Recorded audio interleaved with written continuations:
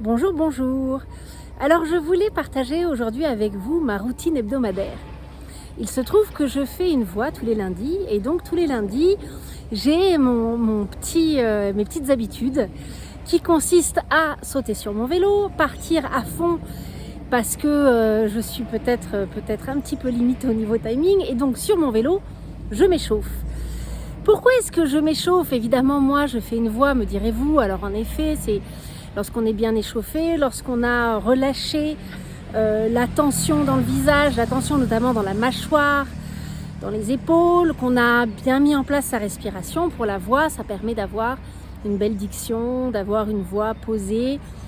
Mais peut-être, me direz-vous, pour vous qui simplement allez dans une réunion ou allez vous retrouver face à un groupe de personnes avec lesquelles vous allez devoir entrer en compétition pour pouvoir prendre la parole, vous ne sentez peut-être pas que c'est aussi utile. Et pourtant, moi la raison pour laquelle je me sens beaucoup mieux lorsque je suis échauffée, indépendamment du fait que donc j'ai cette diction plus dynamique, que j'ai ma voix qui porte, j'ai aussi l'assurance que la tension qui est là, qui est toujours là, va être un petit peu diffuse. J'aurai emmener un petit peu de relaxation, un peu d'ouverture, un peu de relâchement. Et donc, si pendant que je fais mon enregistrement, tout à coup, je bute sur un mot, ou si y a une phrase très longue et j'ai du mal à la faire jusqu'au bout, là, c'est les moments où, alors vous butez une fois, ça va, vous butez une deuxième fois, ça y est.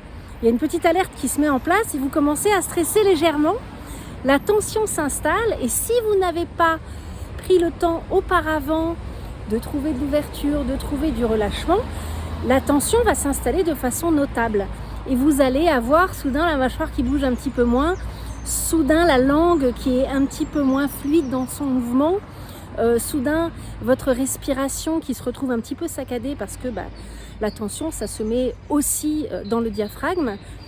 Et donc le fait de savoir que j'ai pris un moment avant pour relâcher tout ça, je sais que j'ai un petit temps où je peux continuer à éventuellement me planter sans que ça devienne catastrophique et sans que cette tension s'installe et soit visible et soit du coup dérangeante dans le travail que j'ai à faire.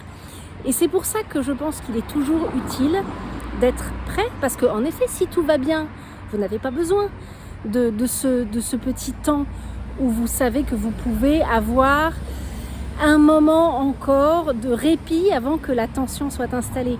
Si tout va bien, évidemment, c'est merveilleux et vous n'avez pas a priori besoin de ça. Mais si, pour une raison ou pour une autre, la tension vient, ça peut être, alors dans mon cas, comme je suis seule, c'est moi-même qui vais buter sur quelque chose et me mettre la pression toute seule, mais ça peut être soudain quelqu'un qui vous pose une question et vous n'étiez pas prêt, ou il se passe une tension dans le groupe et ça déteint sur vous, ou toute autre raison qui ferait que soudain ça ne se passe pas exactement comme prévu. Et c'est dans ces moments-là où la tension va commencer à s'installer en priorité dans votre mâchoire et ça va se ressentir dans la façon dont vous parlez.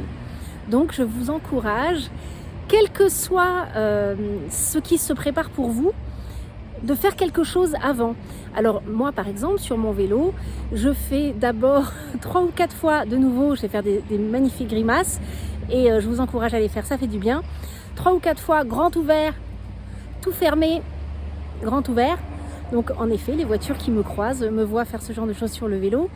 Puis je vais mâcher 3-4 fois en faisant des mouvements les plus exagérés possibles. Puis des cercles avec la langue au-dessus des dents mais à l'intérieur des lèvres, 7 fois dans un sens, 7 fois dans l'autre. Puis je tire, la langue se coince derrière les dents et je pousse en avant. Je le fais 3 fois. Puis la langue sur le côté, de l'autre côté aussi, 2 fois chaque côté. Puis des petits, donc bouche fermée, je fais juste vibrer ma voix. Et comme moi j'ai une voix qui a tendance à se percher en haut, j'envoie la vibration le plus vers le bas possible. Ensuite j'enchaîne avec des iou, iou, iou, avec des brrrr. Et là normalement je suis arrivée à destination, donc je descends de mon vélo, je récupère mon souffle et puis je fais, on va dire 3 respirations pour me reconnecter à moi-même, à mes pieds et à ramener mon attention vers le ventre. et 3 respirations où je vais ensuite simplement donc une grande inspire et sur l'expire, ça peut être avec un F, avec un S ou avec un V, je laisse sortir l'expiration lentement, longtemps et régulièrement. Et une fois que j'ai fait tout ça, je suis prête et je peux y aller et je me sens en confiance. Voilà, et j'espère que ça vous sera utile. Et ne vous dites pas oui mais moi je vais juste parler, j'ai pas besoin de ça.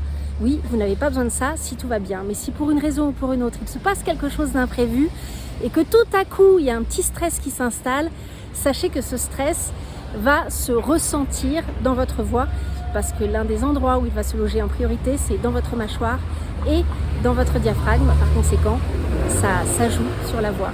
Je vous souhaite une très bonne semaine et à bientôt.